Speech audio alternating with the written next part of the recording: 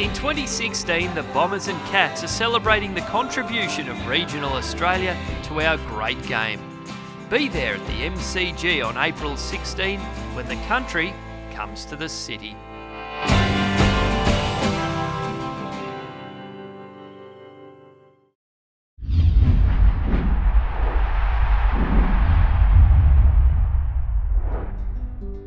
When Coleman came on board, he was the bloke that was going to make us take the next step,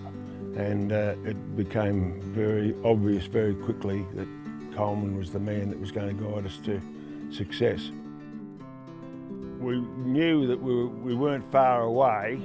from, and there was only a Final Four, remembering. We didn't do any good in 61, but in 62 we sort of, we started to feel our feet a bit and really gelled as a team, and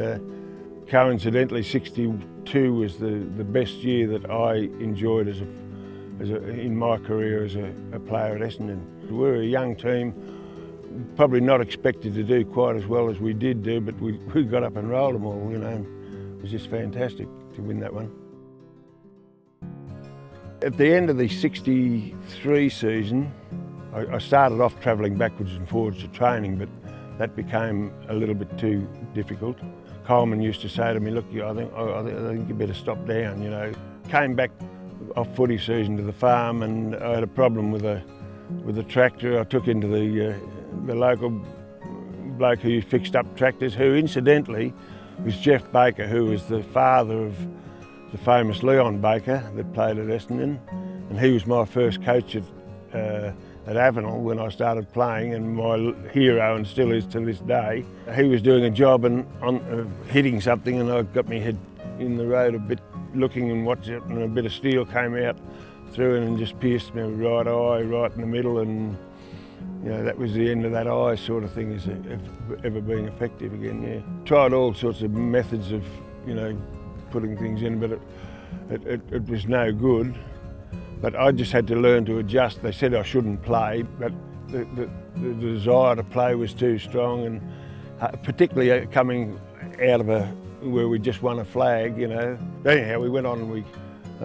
played in 65 and got into the side and into the finals and won another flag, and it was just really sensational. And I was only 25, but I just felt that I was losing too much trying to, at that elite level, by being knocked off balance when I didn't know someone was coming. You instinctively,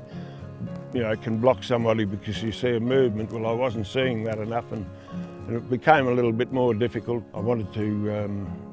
buy the farm off the old man, and one thing and another, there's a bit of pressure came from there, and I decided that it might be a good time to leave, because I'd been incredibly lucky, played in the three grand finals, 2 winning ones, played for the state a couple of times, and so I had nothing to complain about except that, bloody mongrel eye. I mean, you can grow up with a disability like, a lack of sight or something, but to try and adjust to it in the middle of your career at that stage is just a little bit more testing, I think. After Essendon, I looked at a couple of coaching places to coach, and Seymour was the biggest town near us, and so I finished up coaching there for 4 years, and then after those 4 years came back and played footy here at Avenel, where I started, and that sort of rounded off my time as a playing footballer. I've got to say that probably one of the great things that I remember about my whole time at Essendon was the doors that had opened to me for places where I could go and people would welcome me, and Essendon have just been absolutely fantastic the way they've always looked after us former players, I feel anyway, and I'm just eternally grateful for the fact that I got the chance, was able to capitalise on it, and I still to this day think about the wonderful times that we still have with our former teammates,